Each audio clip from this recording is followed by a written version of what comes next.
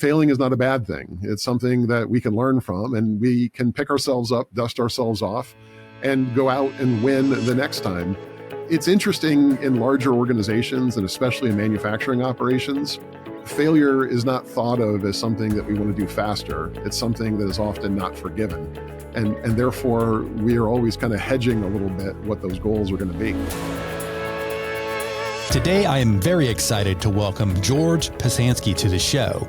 Now, as you'll hear, George has a really strong background in continuous improvement, and we had a fantastic conversation. So George has written a book, and he talks a little bit about that at the beginning, but we really jump into the whole idea of Gemba walks right out of the gate and talk about some things that we can be doing on Gemba walks. And it's not just always your traditional thing. Like, George has got some interesting ideas and some things that, and I've been at this for a while, that I had not ever considered. So there's some really good stuff related to sort of like just something as what we would call from a lean world basic as a Gemba walk, but some really good insights there. Also, we get into just some ideas of how leaders and expectations, if not handled correctly, can really lead to sort of a toxic environment. And so we sort of talk about what not to do and what to do. Some really interesting topics, like one was factory parking lots and, what that can say about a company's culture and maybe how morale is at that organization. So like the parking lot. So you'll have to wait and hear what George has to say about that. And so we talked about many other things. And just again, George is a super well-rounded continuous improvement practitioner, and I've really enjoyed talking to him. I think you're going to like this one. So show notes can be found over at gembapodcast.com. This is episode 602. Again, gembapodcast.com, and look for episode 602. Okay, enough from me. Let's get to the show. George, welcome to the show. How's it going? Oh, great. Thanks for having me. Oh, my pleasure. Where are you calling in from? I live here in northeastern Pennsylvania, specifically in Pottsville, Pennsylvania. Okay. So Nittany Lions, or what's your college football? Well, yeah. So yeah, if you're here in Pennsylvania, you're certainly thinking about Penn State, especially if you're outside of the Philly or Pittsburgh suburbs. Okay. So yeah, I'm out here in the hinterland. So we're Penn State fans for sure. Awesome. All right. Well, good stuff. Good stuff. All right. Well, George, I know you know how the show goes. We like to begin all of our episodes with our guests sharing a quote. So what do you got? Yeah, I have a quote that I really often reference, Peter Drucker, that you can't improve what you can't measure. But I always add to that you also can't sustain what you can't explain. And it really is the foundation. I've actually had some customers put it on T-shirts. Nice. So I've tried to make my contribution to Drucker's famous quote. I love it. Talk a little bit more about that. You can't sustain what you can't explain. Yeah, it's core. My upcoming book, Super Performance, is so much about best practices and understanding the root cause of your success. Lots of times, manufacturing operations, we start with a standard, and then we do a lot of continuous improvement type work to try to improve on that standard and eliminate waste and loss and make ourselves better. The ability to understand what the standard is means that you can clearly explain it. And SOPs and things are often used to do that. But the key question of why is this successful and why is it working? I kind of found that, some of the training within industry kind of lessons are just so valuable. And it struck me one day that if I don't know why this standard is succeeding, then I'm probably not likely to continue to maintain it. And the rhyme kind of struck me. Nice. Oh, I really love that. All the years, I don't think I've ever heard that. So that's fantastic. Yeah. If you have some extra T-shirts, I'll take one. So. Okay, fantastic. All right. Well, hey, George, tell us a little bit about yourself. Tell us about your background and how you first got involved in all this continuous improvement stuff, and then what you're up to these days. Yeah, no, thank you so much. I started my career in the military, and from the military kind of entered civilian life as a junior military officer, and worked in the industrial gas business in Ohio. So I got a real wonderful opportunity to get exposed to some of the really important structured continuous improvement, quality, world-class manufacturing kind of operations in the automotive industry, being a supplier to some of those kind of key suppliers and companies. And that allowed me to kind of move into working for a specialty chemical company, where I spent a good part of my corporate career. And, if you think about it, pretty much anything that's made uses glue in some part of its process. So I had this wonderful chance to basically visit factories, industries, companies all over the world, and to help them with, basically becoming better at using their glue. We actually developed an internal consulting firm that was really about, kind of reducing waste and improving productivity, very focused on, this very small piece of a manufacturing process, but quickly learned that we could certainly help organizations in every way. And that launched my blended learning just about 20 years ago. And Nice. I'm the founder and the owner, and this is what we do. We help organizations reach their full potential. Great. Awesome. All right. Well, I know you're big into Gemba walks, so I wanted to maybe kick things off with that. So talk a little bit about your thoughts on Gemba walks and how they play into sort of performance improvement. Yeah, well, thank you. And, I think in almost any operations environment, we always talk about being on the floor and getting out, into the operations. And I have found so many kind of cultures where getting out onto the floor and being in the operations means that I'm in full supervisor mode. I'm looking for the things that are wrong. I'm correcting the conditions I don't like. I'm trying to provide, kind of training, and I'm trying to make sure everyone's doing what they're supposed to be doing. And I really, don't believe that that is the most effective way to really understand your organization. And that lesson, that so many other companies, perform so well, this idea of a Gemba walk, that you're there to listen, you're there to learn, you're there to understand. It even kind of comes down to when I have a chance to visit a factory, I like to call it industrial tourism, getting the chance to see how things work.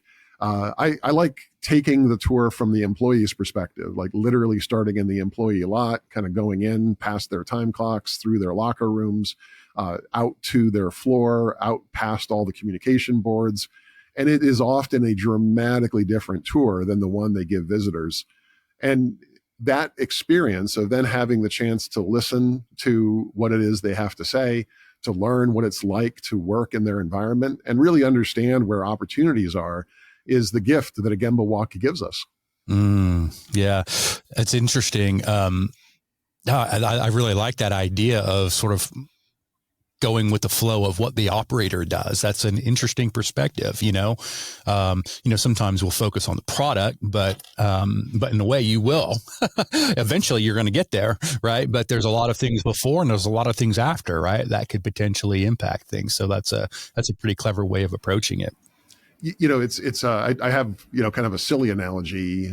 Some of us, may remember, younger folks, I don't know if it's a common, story anymore, but the famous kind of fable of Rumpelstiltskin, this magical creature that takes straw and with this magic loom can turn the straw into gold. And there's a whole, kind of story around it. And I always kind of talk about, in a factory, it really is Rumpelstiltskin. The operator really is this magical person who takes these things that don't have much value, these raw materials, and with this special equipment, with this talent, with this time, they turn it into gold. They turn it into value that companies are willing to sell and buy, and understanding how that's done and how we can do it better. It's not that different than what we learned as kids. Yeah.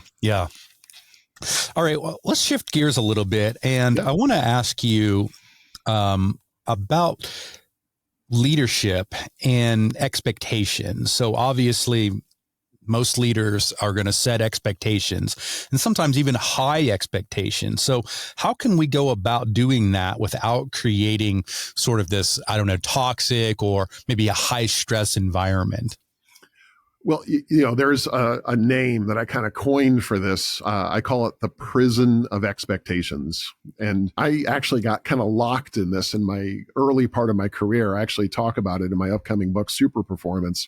And it's this situation where the higher the stakes get, the more risk I have of having a very negative consequence if I fail. So I start to really think about how to make sure there's no chance at all that I can fail. And I think we can all relate that one of the ways I do that is to apply myself. But another way I do it is I start to manage expectations. I want to try to make sure that my goal is realistic so that I'm not setting myself up for failure. And this circle of events where leaders will often kind of create a very kind of high pressure, high stakes, we really need to succeed. These are our must win battles. That can create the environment for the people who are delivering to now start negotiating those goals and those expectations. And what it means is we're not really fully applying ourselves because the risk of failure is so high. Mm-hmm. We're going to hedge and we're going to hold back a little bit to make sure that I'm not making commitments I can't fulfill. So being willing to allow a failure, we see this certainly in startups, and founders know this well, that failing is not a bad thing. It's something that we can learn from, and we can pick ourselves up, dust ourselves off, and go out and win the next time. It's interesting in larger organizations, and especially in manufacturing operations, failure is not thought of as something that we want to do faster. It's something that is often not forgiven. And therefore, we are always kind of hedging a little bit what those goals are going to be. Mm-hmm.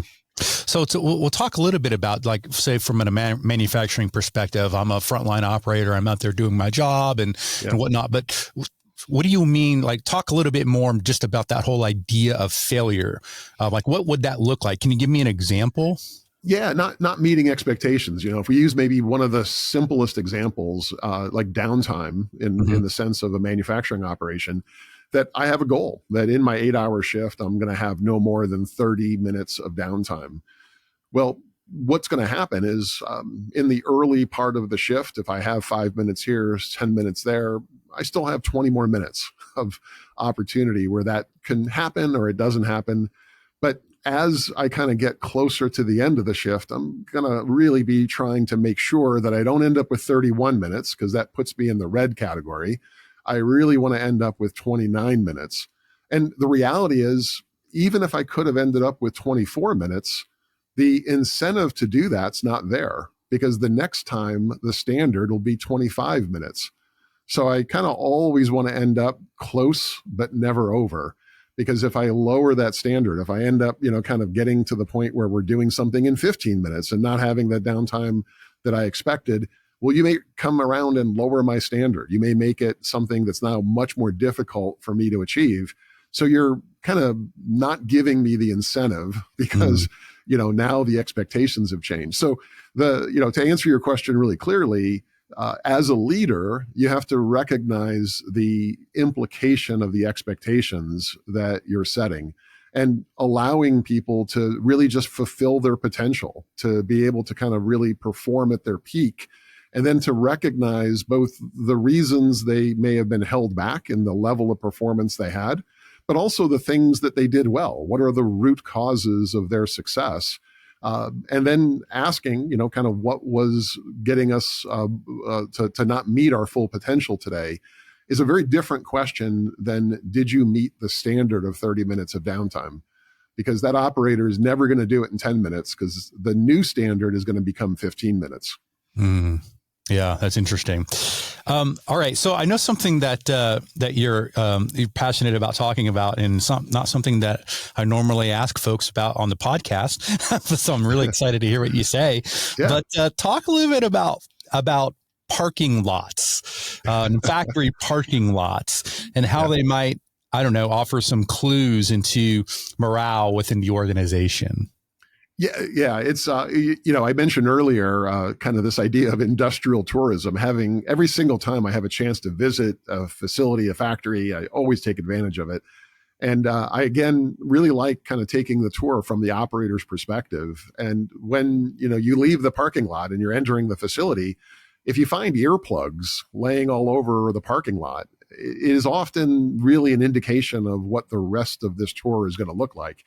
Because the locker rooms, the restrooms are probably going to be a mess and not well taken care of. And as I'm walking out to the machinery, it's going to be littered with, kind of all kinds of parts that are stored in bins and places, and dirt and materials and things that no one even knows why it's here.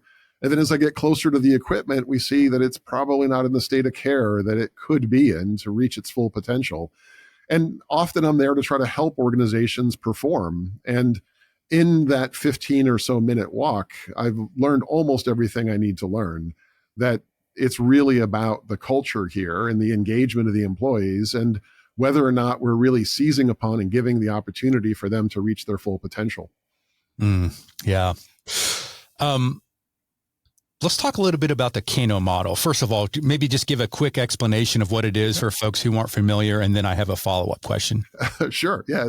So this is used in marketing. It's often used in also continuous improvement type projects. And it really is about value and the things that are requirements, must be type requirements, that if I buy an airplane ticket to get to a destination, I expect to get to that destination.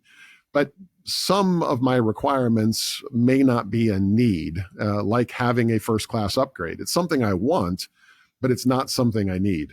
I need to get to my destination, but I want a first class upgrade. A Kano model is a way for us to separate our wants and our needs, and to really make sure we're focusing on what people are willing to pay for and what they define as value.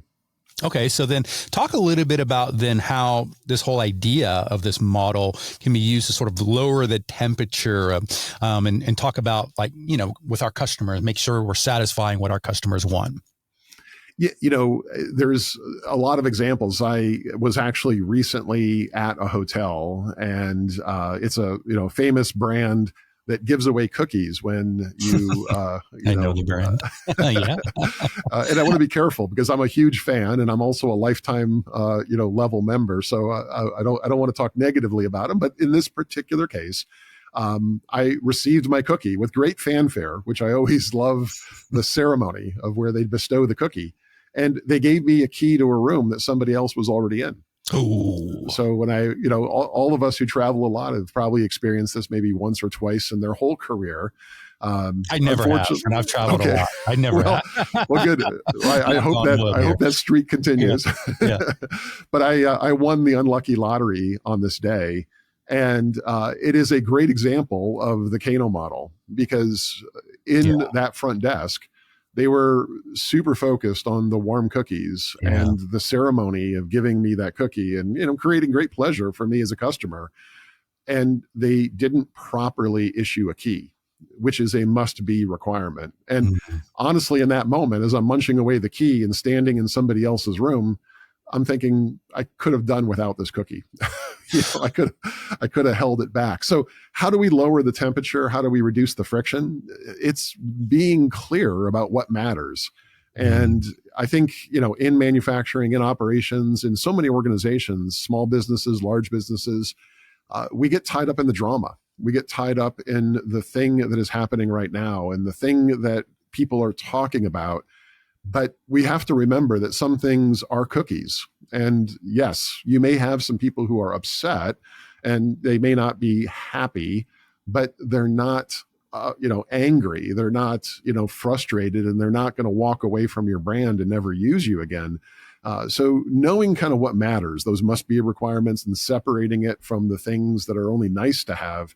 We never want to get the cart in front of the horse. Yeah. So always take the key over the cookie. How did the hotel handle that situation? I'm curious.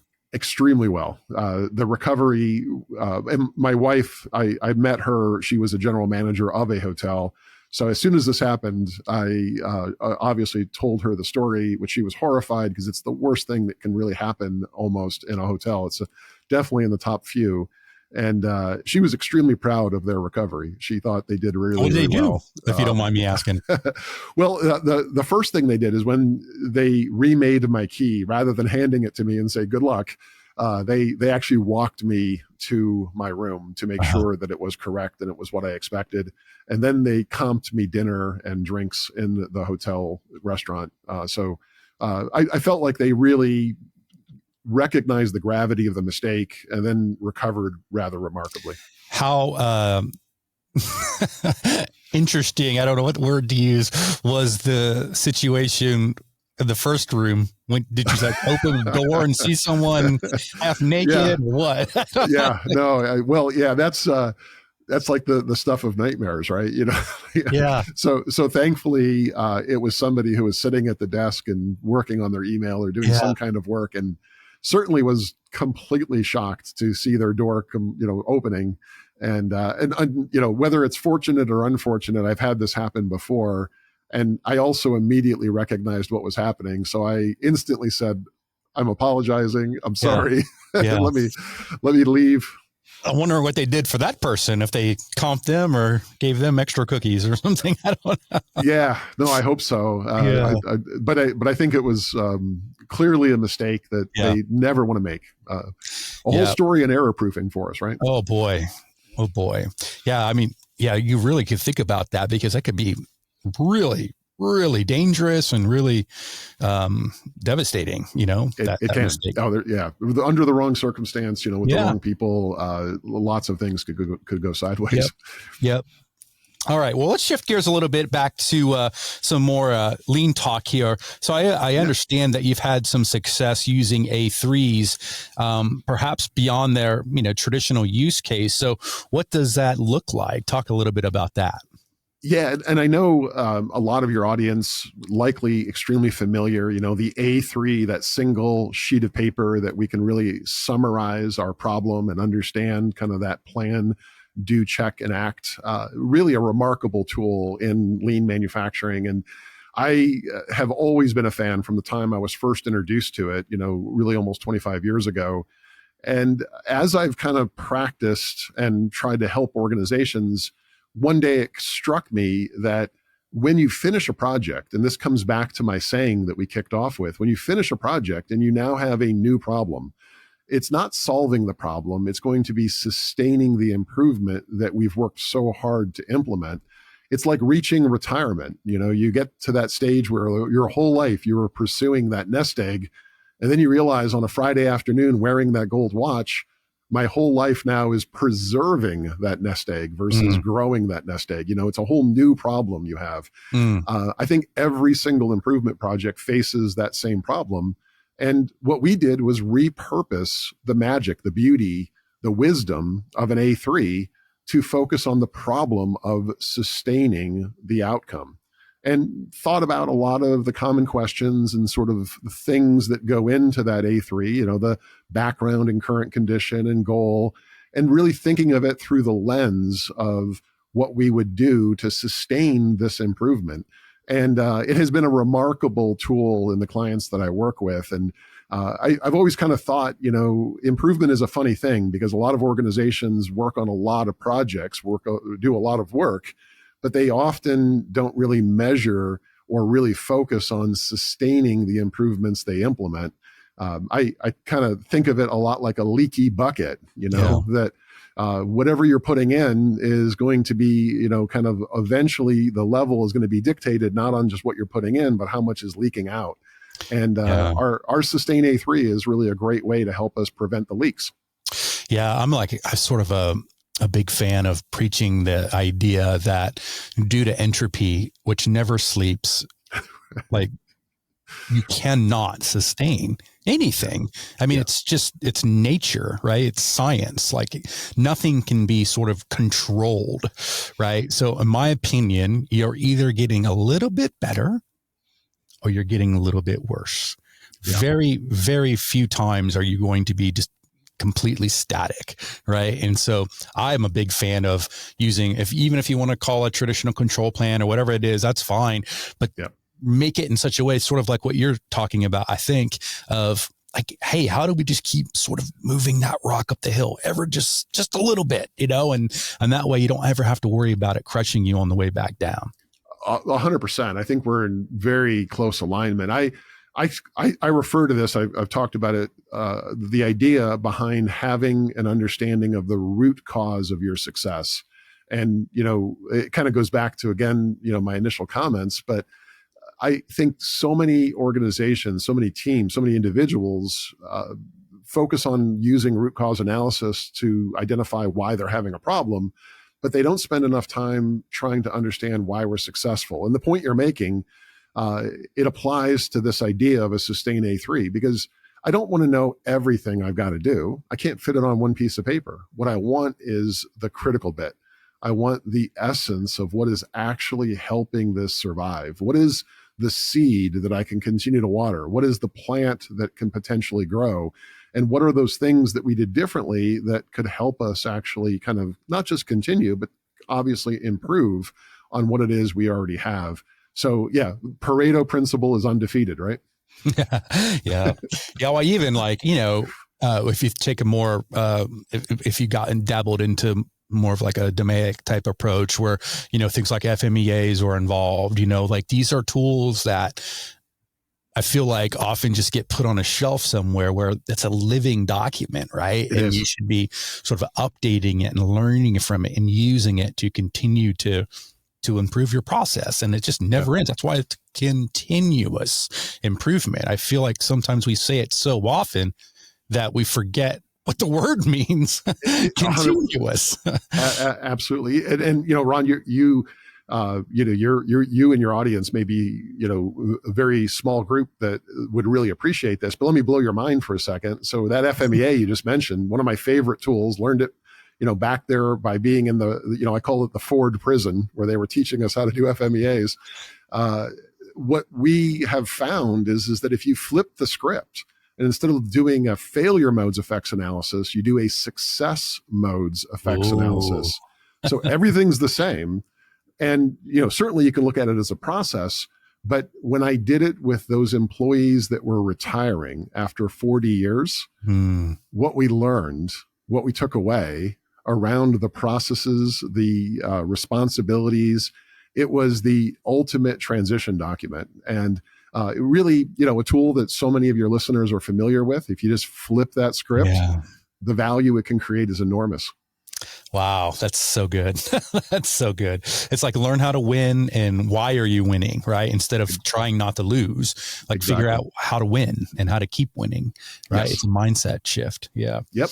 So absolutely. Anyhow, good stuff. Well, hey, I don't know, George, this has been an awesome conversation. Is there any sort of final words of wisdom or some parting thoughts that you want to leave the folks with? Yeah. And I really appreciate the chance, the opportunity. Really everything that I've talked about today, we've had just an amazing career, and we put all of this knowledge, we put all of the things you heard about today into our upcoming book, Super Performance. It's going to be out, Amazon, Barnes & Noble, everywhere you buy books, September 23rd. Root cause of analysis, the root cause of success, really understanding what drives you, how to reach your full potential. All of these topics we put into a really great kind of story-based format. We're really giving away everything that we've learned in our 30 years of our continuous improvement practice. So I hope people benefit from it. I would really love to hear from you. GeorgePesansky.com if you want to follow me on social media, or you want to see any of the other podcasts or articles or publications we're in. And you can also subscribe to our Deliberate Minute, our newsletter on all these little tips and tricks. Love it. Awesome. Well, we're going to have everything linked up in the show notes. And this episode will come out after your book is released. So it's perfect timing. Everybody's already ordering it right now, I can tell. Right? Good. So, good really stuff. Appreciate that. Thank you. All right. Well, hey, George, I appreciate your time. This has been a lot of fun. It is. Thank you so much for having me. All right. Take care. Thanks for listening. Whether you've been on the continuous improvement journey for many years, or perhaps you're just getting started, Gemba Academy is here to support you. And while we're best known for our more than 1,500 Lean and Six Sigma teaching and virtual tour videos, we also have a team of experienced Lean and Six Sigma practitioners available for one-on-one coaching, as well as a variety of Lean and Six Sigma certification options. To learn more and to schedule a demo, head on over to GembaAcademy.com.